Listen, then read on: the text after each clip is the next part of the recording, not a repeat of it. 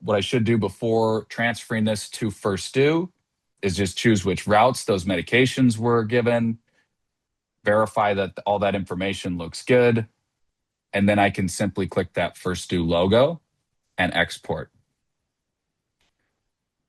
It's going to give you a successfully sent icon there and then bring you back to your history of logs in case you had other ones that you wanted to send out as well.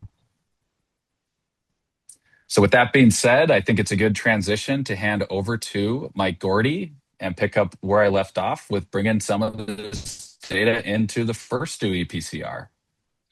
And thank you, Michael. I appreciate that great demonstration. What a great platform to be able to assist providers in the field with protocol information and guidance, as well as giving some interactive feedback as well. With that being said, I'm going to go ahead and share my screen, and we're going to go ahead and come into the ePCR component of our platform so we can go ahead and look at how we're going to bring that OneDose application data into the system.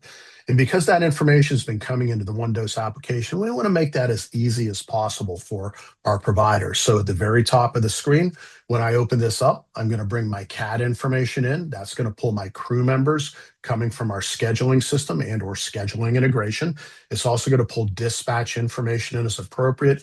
And then the way I envision crews in the field utilizing our system in collaboration with the OneDose app is I'm simply going to come into the import OneDose page, and I'm going to see the call that was sent in here. And this is one I sent to myself right before our demonstration today.